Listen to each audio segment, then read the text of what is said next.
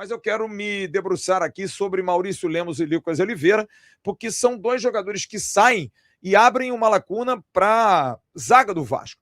O Vasco hoje tem apenas 3 zagueiros correntes: Cuesta, Robert Renan e Lucas Freitas. São 3 jogadores que ficam para a temporada 2026. O Maurício Lemos já não vinha sendo utilizado, e o outro zagueiro, que era o Lucas Oliveira, sempre uma dúvida danada, está fora do Vasco.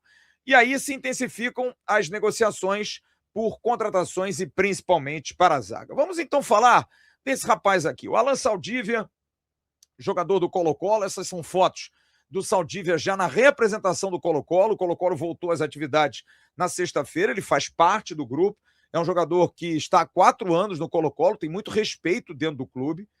O presidente do Colo-Colo, Aníbal Mossa, e Admar Lopes têm tentado chegar a um acordo que está muito próximo. A gente, inclusive, na sexta-feira divulgou no nosso X que tanto Johan Rojas como Alan Saldívia estavam muito próximos do acerto.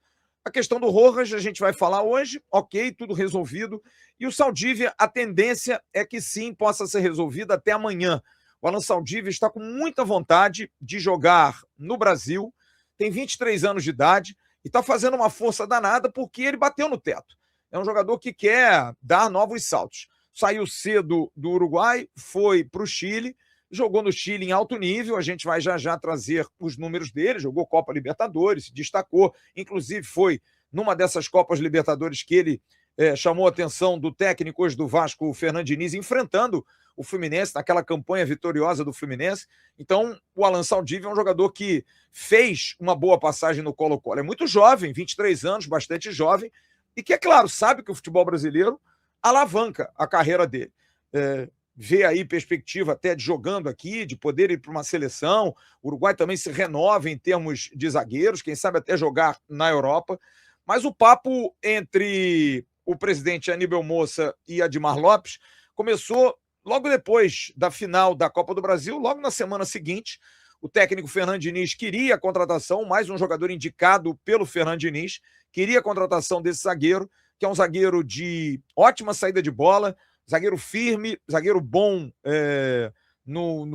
na montagem do time por trás. É um jogador que tem bom passe, tem boa distribuição de jogo, sabe se posicionar, joga dos dois lados, tanto na direita como esquerda, tem uma característica de liderança, que é algo que o técnico Fernando Diniz também busca muito, jogador de personalidade. O Vasco fez uma proposta no finalzinho do ano passado, uma proposta de empréstimo com opção de compra. O Colo-Colo não quis. Futebol chileno, é claro, é um futebol que a grana é necessária, precisa muito do dinheiro, e o Colo-Colo queria ganhar dinheiro. O Vasco disse: olha, o nosso modelo aqui não é assim. A gente contrata jogadores, acredita muito neles, mas eles precisam dar retorno também. E cita os casos de Carlos Cuesta, de Robert Renan, de Andrés Gomes, jogadores que estavam meio que em baixa nos seus clubes. O Vasco fez proposta de empréstimo pagando com opção de compra, alguns até com obrigação de compra. No caso do Matheus França, é o único que não tem nem opção nem obrigação. Um jogador que volta para o Crystal Palace, só se o Vasco quiser e o Crystal Palace autorizar, aí pode ter uma negociação. Mas até por coincidência, talvez tenha sido nessa janela o jogador que menos agradou, na janela do meio do ano passado. Então o Vasco fez uma proposta, o clube chileno disse não, o Vasco voltou à carga, fez uma outra proposta com um valor um pouco mais acima para uma entrada. O Colo-Colo meio que ficou reticente, mas insistiu na questão de poder receber à vista. E aí entra o jogador e o staff do jogador, o empresário Marcos Vanzini, que é um empresário uruguaio, com quem tenho mantido contato quase que sempre. Inclusive falei com o Vanzini ontem à noite, ele me disse: a gente espera até segunda-feira resolver isso, os clubes estão conversando, é vontade do jogador jogar no futebol brasileiro, e parece que o presidente Aníbal Mossa meio que entendeu que não adianta ficar com o jogador, que aliás é algo que eu vou falar mais à frente, porque há uma preocupação do Saldívia não ter jogado muito. Esse papo a gente ouve muito falar, alguém contou, alguém disse, esse jogador é assim, o que aconteceu com esse jogador? A gente vai falar já, mas eu posso dar um spoiler aqui, que ele é um jogador extremamente respeitado no Chile, muito respeitado. Jogador que mostrou muita qualidade, jogador de liderança, Porém, meio que deu uma relaxada. Meio que viu que no Colo-Colo é isso aí. Vai disputar campeonato chileno, vai chegar na Libertadores e provavelmente ou vai sair na primeira fase ou vai apanhar numas oitavas de final. Não tem muita perspectiva e está meio desmotivado, não está querendo ficar.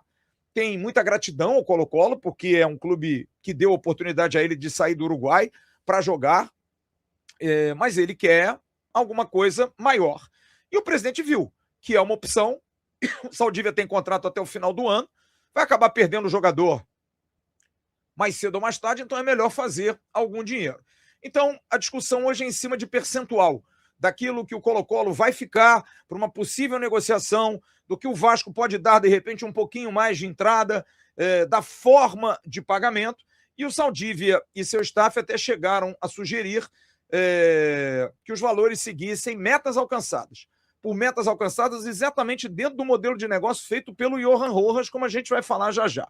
O jogador alcançando um certo número de jogos, classificando o Vasco para uma Libertadores, sendo titular, sendo convocado para a seleção uruguaia, o Colo-Colo teria maiores participações. O Vasco fez isso com outros atletas. Então, nesse caso, é algo que o Colo-Colo meio que viu que valeria a pena. E aí a pergunta para o torcedor que sempre faz, mas por que o Vasco está fazendo um esforço tão grande, né? Primeiro porque o Vasco precisa de um zagueiro.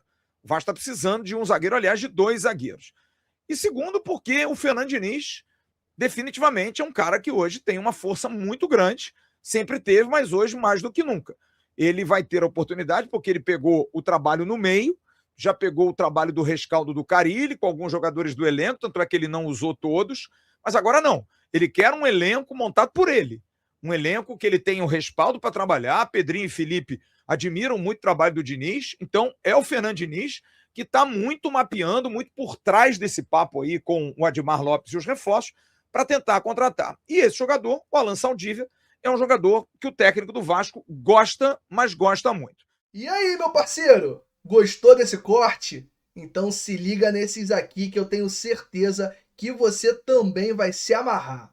O like eu sei que você já deixou. Então agora se inscreve aqui no canal AV+, que é o canal oficial de cortes da plataforma Atenção Vascaínos.